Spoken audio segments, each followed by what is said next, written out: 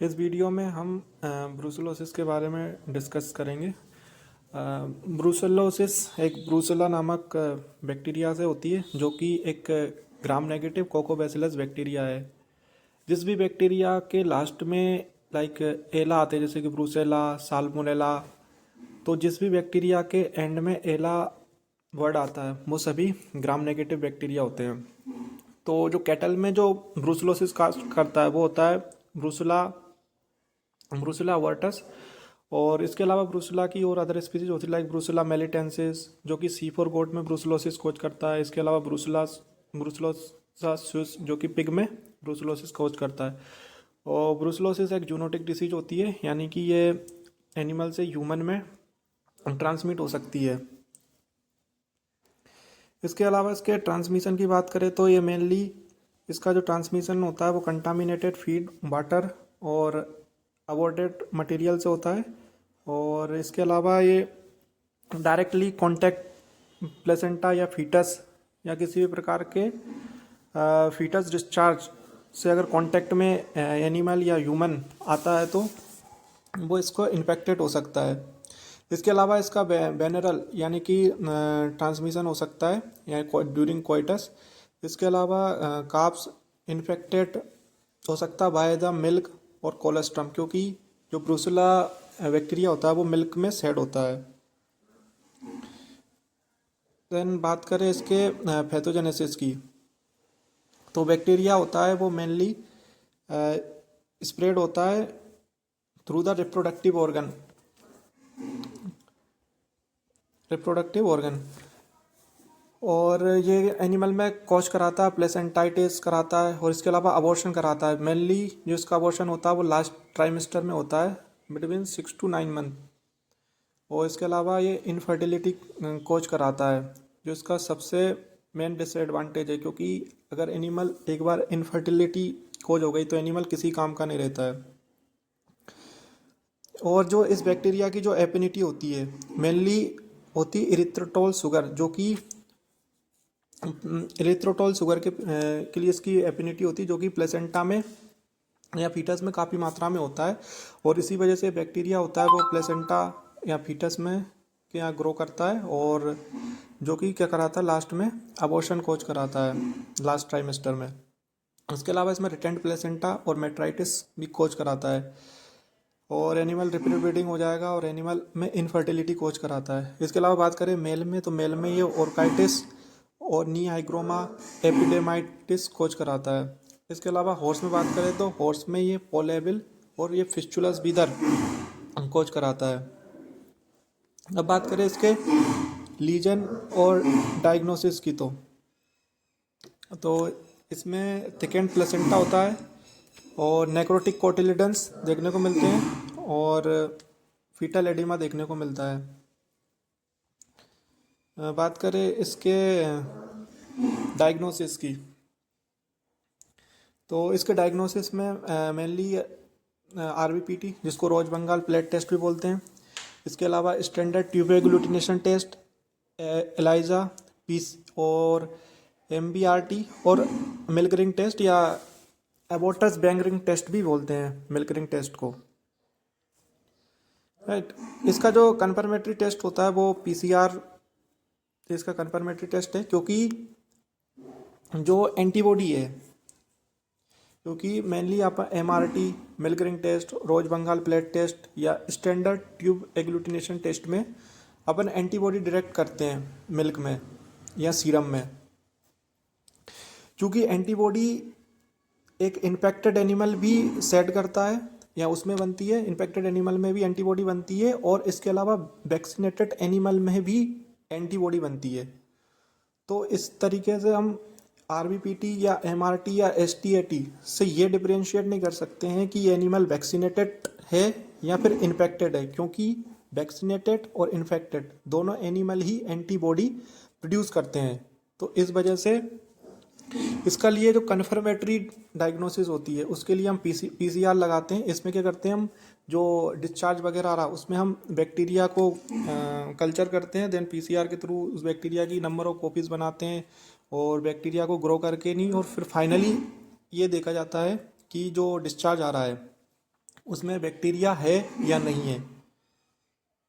Okay, bacteria एक का में कंफर्मेशन हो जाता है कि डिस्चार्ज में बैक्टीरिया है तो हम ये मान लेते हैं कि एनिमल इन्फेक्टेड है। अदरवाइज एंटीबॉडी तो इन्फेक्टेड एनिमल भी बनती है और वैक्सीनेटेड एनिमल है उसमें भी उसकी थ्रू आउट लाइफ एंटीबॉडी रहती है। अगर एनिमल एक बार वैक्सीनेटेड हो चुका है तो उसकी थ्रू आउट लाइफ उसमें वो एंटीबॉडी बनी रहेगी। देन बात करें हम बेसिक डिफरेंस है रोज बंगाल प्लेट टेस्ट और मिल्क रिंग टेस्ट। रोज बंगाल प्लेट टेस्ट और मिल्क रिंग टेस्ट दोनों ही एंटीबॉडी को डिटेक्ट करते हैं, लेकिन इसमें रोज बंगाल प्लेट टेस्ट में हम जो सैंपल लेते हैं वो ब्लड से लेते हैं और ब्लड में हम उसको सेंट्रीफ्यूज करके उसको सीरम को सेपरेट करते हैं और फिर उस सीरम में एंटीबॉडी को डिटेक्ट किया जाता है। एक रैपिड स्क्रीनिंग टेस्ट होता है और ब्रूसेलोसिस के लिए। सेकंड बात करें तो मिल्क रिंग टेस्ट, जिसको एबोटस बैंग रिंग टेस्ट भी बोलते हैं, और इसमें हम लाइक आरबीपीटी इसमें भी हम एंटीबॉडी को ही डिटेक्ट करते हैं, लेकिन इसमें जो सैंपल होता है वो मिल्क होता है। इसमें हम डिटेक्ट करते हैं Brucella antibodies in milk fat. इसमें मिल्क फैट में एंटीबॉडी को डिटेक्ट किया जाता है। हार्ड लेवल स्क्रीनिंग टेस्ट होता है लैक्टेटिंग काउज में। बहुत स्क्रीनिंग टेस्ट है दोनों, बट आरबीपीटी इज फॉर ब्लड और सीरम और MRT is for milk. Okay, now इसके अगर ट्रीटमेंट और कंट्रोल की बात करें तो ऐसा जिसका कोई भी ट्रीटमेंट अवेलेबल नहीं है ब्रूसेला का। इसका सिर्फ प्रिवेंशन या कंट्रोल ही इसका ट्रीटमेंट है। तो इसके लिए जनरली हम वैक्सीनेशन करते हैं। इसमें हम लाइव एटेन्यूटेड वैक्सीन जैसे कि कॉटन S19 स्ट्रेन यूज करते हैं, और जनरली ये मेनली और सिर्फ ये जो फीमेल काप होते हैं उन्हीं में यूज किया जाता है, और वो भी एक पर्टिकुलर एज पे लगाया जाता है, 4 to 8 मंथ की एज पे लगाया जाता है। और इसमें जो वैक्सीन होती है उसको 2 ml सबकट लगाया जाता है। इसके अलावा RV51 वैक्सीन भी होती है जो कि जनरली USA में यूज की जाती है। इंडिया में मेनली जो वैक्सीन यूज करते हैं हम वो कॉटन S19 स्ट्रेन वाली वैक्सीन होती है। इसमें सबसे इम्पोर्टेंट है इसका एज, कि किस एज में वैक्सीनेशन करना चाहिए। तो इसमें मेनली फीमेल काप में वैक्सीनेशन करते हैं 4 मंथ से और 8 मंथ के बीच में। इसमें 4 मंथ से पहले भी नहीं किया जाता, क्योंकि उस ड्यूरेशन में क्या होता है कि अगर मदर को वैक्सीनेटेड है तो मदर अगर वैक्सीनेटेड है तो उसकी जो एंटीबॉडी होगी वो काप के ब्लड में रहेगी, तो उस टाइम बिलो 4 मंथ, इसलिए हम उसको वैक्सीनेट नहीं कर सकते। क्योंकि अगर उसकी मदर वैक्सीनेटेड है तो वो एंटीबॉडी होगी वो फीटस में या काप में प्रेजेंट होगी, तो इसलिए हम उसको बिलो 4 मंथ नहीं करते हैं वैक्सीनेटेड। और 8 मंथ की एज के बाद भी नहीं करेंगे, क्योंकि उस 8 मंथ तक क्या होता है कि जो काप है, जो फीमेल काप है, उसके रिप्रोडक्टिव ऑर्गन, सॉरी गलत लिखा गया यहाँ, रिप्रोडक्टिव है, रिप्रेजेंटेटिव नहीं, रिप्रोडक्टिव ऑर्गन उसके डेवलप हो चुके होते हैं। और चूंकि रिप्रोडक्टिव ऑर्गन डेवलप हो चुके हैं 8 मंथ के बाद अगर हम उसको वैक्सीनेटेड करेंगे, तो चूंकि इसमें हम लाइव एटेन्यूटेड बैक्टीरिया यूज़ कर रहे हैं वैक्सीन में, तो लाइव एटेन्यूटेड वैक्सीन होता है क्योंकि इसमें बैक्टीरिया पूरी तरीके से किल्ड नहीं होता है, लाइव होता है।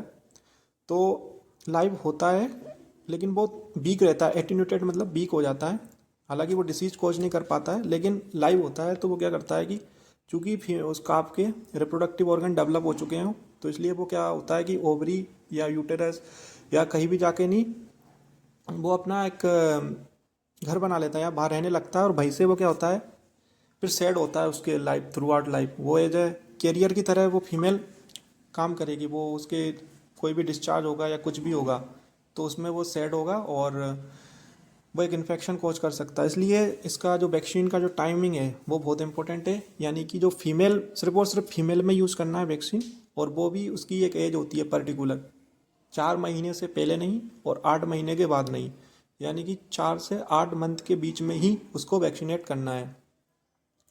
मेल में इसको वैक्सीनेट नहीं करते हैं, क्योंकि मेल में क्या कराता है, ये ऑर्काइटिस कोच कराता है, ऑर्काइटिस कोच कराता है मेल में, इसलिए मेल में इसको वैक्सीनेट नहीं करना है, मेल में वैक्सीन नहीं लगानी है, सिर्फ फीमेल में लगानी है। और एक बार ये ऑर्काइटिस कोच करेगा और उसके सीमेन में ब्रूसेला का जो बैक्टीरिया है वो सेड होता रहता है, इसलिए मेल में नहीं लगाना, सिर्फ फीमेल में इसका वैक्सीन लगाना है। और बिटवीन 4 to 8 मंथ की एज के बीच में लगाना है। और इसको वैक्सीन के टाइम में काफ़ी प्रोटेक्शन रखना पड़ता है, जैसे कि पीपी किट वगैरह पहनना पड़ता है, वरना ये एयर के थ्रू या कंजक्टाइवा या किसी भी प्रकार का अगर कोई भी जैसे कंजक्टाइवा के थ्रू या फिर किसी प्रकार का वुंड हो तो उसके थ्रू मेल में जो वैक्सीन कर रहा है, जो डॉक्टर है जो वैक्सीनेशन परफॉर्म कर रहा है, तो उसके बॉडी में इंटर कर सकता है, क्योंकि ये एक जूनोटिक डिसीज है, तो ये मैन को भी अफेक्ट करती है। मैन में भी ये ऑर्गाइटिस वगैरह कोज करती है और इनफर्टिलिटी कोज कर सकती है। इसलिए इसके वैक्सीनेशन के टाइम पर काफ़ी प्रिकॉशन रखना पड़ता है, प्रॉपर पीपी किट वगैरह और सारे जो भी सेफ्टी मेजर है उनको ध्यान में रखना पड़ता है, क्योंकि ये एक जूनोटिक डिसीज है। ओके, देन अगर इसके बात करें जूनोटिक इम्पोर्टेंस, क्योंकि ये ह्यूमन में भी ट्रांसमिट होती है, तो एक जूनोटिक डिसीज है और इसको ह्यूमन में माल्टा फीवर या अंडुलेट फीवर के थ्रू नाम से जानते हैं, और ये जॉइंट पेन, फटीग वगैरह कोज करती है।